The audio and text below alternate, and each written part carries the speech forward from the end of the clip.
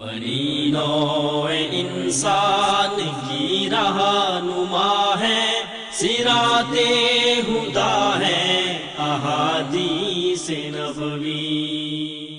حدیث نمبر 245 ہے، عن عبداللہ بن عمرو بن العاص رضی اللہ تعالیٰ عنہ، سیدنا عبداللہ بن عمرو بن عاص رضی اللہ تعالیٰ عنہ کہتے ہیں، قال قال رسول اللہ صلی اللہ علیہ وسلم، کہ اللہ کے رسول صلی اللہ علیہ وسلم نے فرمایا، کفر بالمرء ادعاء نسب لا یعرفہ، یہ کفر ہے کہ آدمی ایسے نسب کا دعویٰ کرے جس کو وہ خود بھی نہیں پہچانتا، او جہدہ وان دق، یا نسب میں سے کسی چیز کا انکار کر دے اگرچہ وہ معمولی ہو۔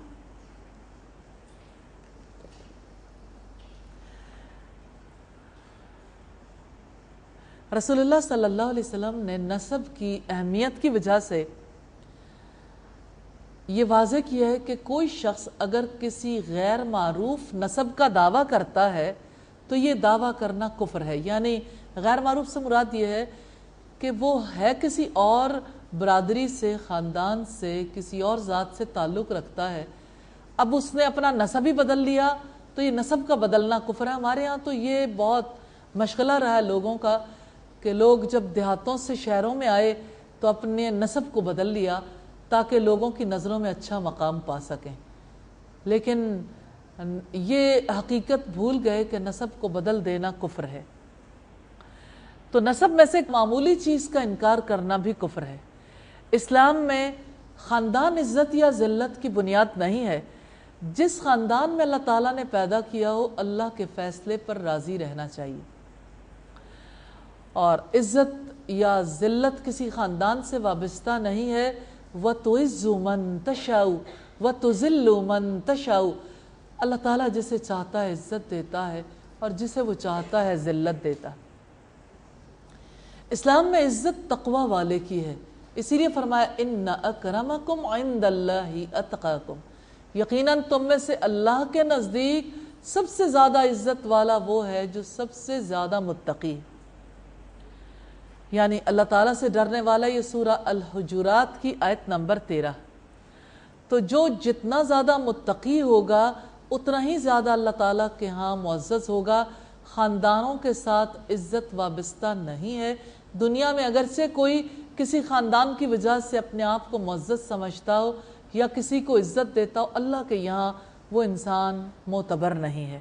تو نسب تبدیل کرنا کفر ہے، اس لیے نسب کے بارے میں کانشیس رہنا چاہیے۔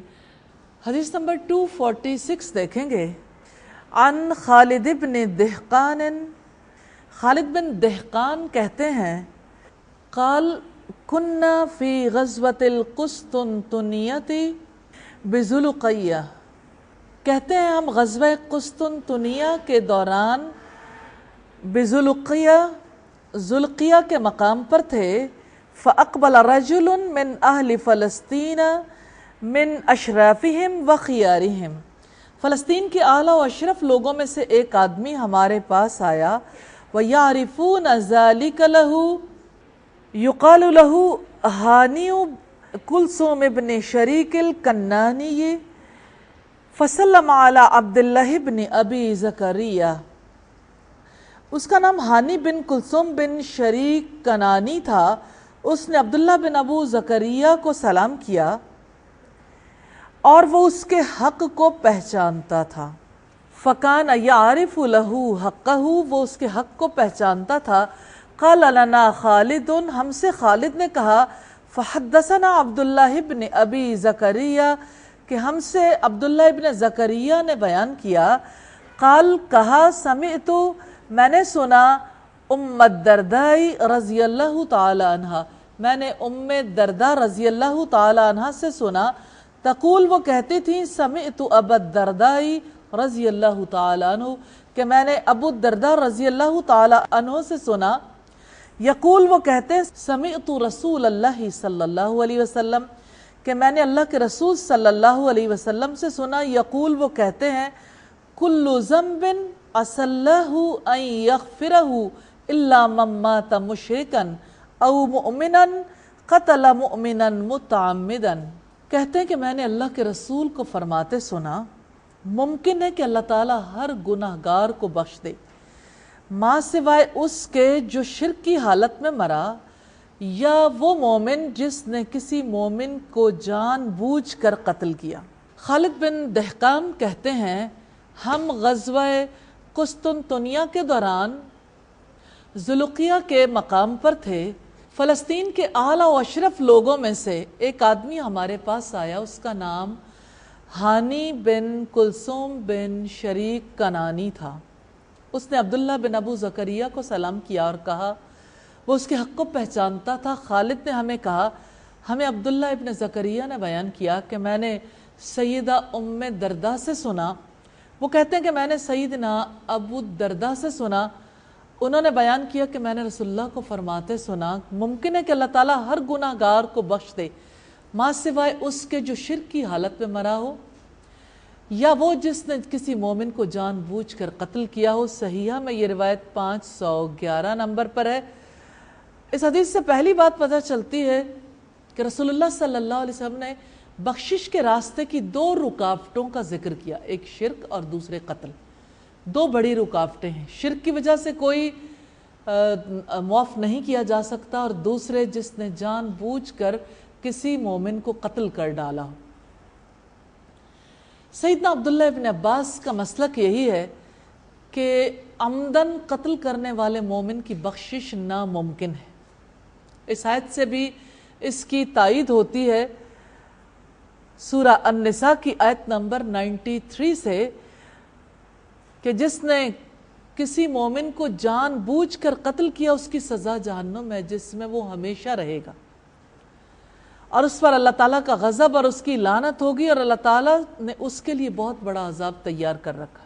جمہور علماء کہتے ہیں کہ یہ قاتل کے لیے سخت ترین وعید ہے، لیکن قاتل کی توبہ ممکن ہے، جیسا کہ رب العزت نے فرمایا ان اللہ یغفر لمن یشاء، اللہ تعالیٰ جس کو چاہے بخش دے گا، وَمَن يُشْرِكْ بِاللَّهِ فَقَدْ افْتَرَى اسْمًا عَظِيمًا، جس نے اللہ کے ساتھ شرک کیا تو اس نے بہت بڑے گناہ کا بہتان باندھا، یعنی یہ شرک معاف نہیں ہوگا۔ دوسری دلیل اس حوالے سے ہمیں ملتی ہے 100 لوگوں کے قاتل کی جس نے بنی اسرائیل میں قتل کیے تھے، تو اللہ تعالیٰ نے کیسے اسے معاف کر دیا جب وہ نیک لوگوں کی سرزمین کی طرف ہجرت کر گیا، اللہ تعالیٰ نے اسے معاف کر دیا۔ عزیزی نے شرح الجامع الصغیر میں کہا کہ اس حدیث میں قاتل کی جو سزا بیان کی گئی ہے اس کو مومن کے قتل کو حلال سمجھنے والے پر یا زجر و توبیخ پر محمول کیا جائے گا، کیونکہ شرک کے علاوہ جتنے کبیرہ گناہ ہیں سب کی بخشش ممکن ہے، اگرچہ ایسا گناہ گار توبہ کیے بغیر بھی وفات پا جائے۔ یہ اون المعبود کی روایت ہے، حدیث نمبر 4270 کی شرح میں ہے۔ حدیث نمبر 247 ہے، قال صلی اللہ علیہ وسلم، نبی صلی اللہ علیہ وسلم نے فرمایا کل سبب منقطع یوم القیامہ، قیامت کے روز ہر رشتہ قرابت منقطع ہو جائے گا، الا سببی و نسبی، سوائے میری ازدواجی اور نسبی رشتے کے۔ رویہ من حدیث عبداللہ ابن عباس، یہ حدیث سیدنا عبداللہ ابن عباس، سیدنا عمر ابن خطاب، مسور بن مخرمہ اور عبداللہ ابن عمر رضی اللہ تعالی عنہما سے مروی ہے۔ حدیث سے پہلی بات ہمیں یہ پتہ چلتی ہے کہ قیامت رشتوں کو منقطع کرنے والی ہے، اور آپ صلی اللہ علیہ وسلم نے ہر رشتے کے کٹ جانے کی خبر دی ہے۔ دوسری بات یہ پتہ چلتی ہے کہ رسول اللہ صلی اللہ علیہ وسلم کا ازدواجی اور نسبی رشتہ برقرار رہے گا۔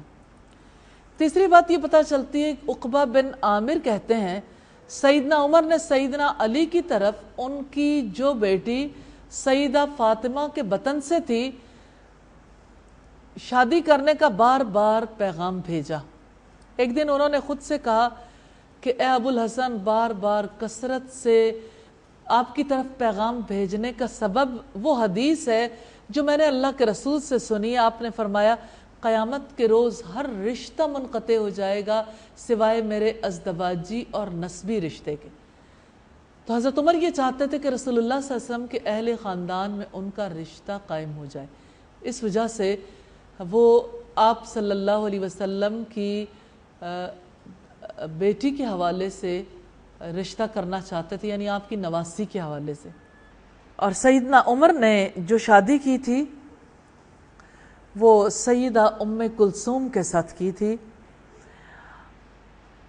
ان کی بطن سے زید بن عمر پیدا ہوئے اور نوجوانی تک زندہ رہے، پھر فوت ہو گئے۔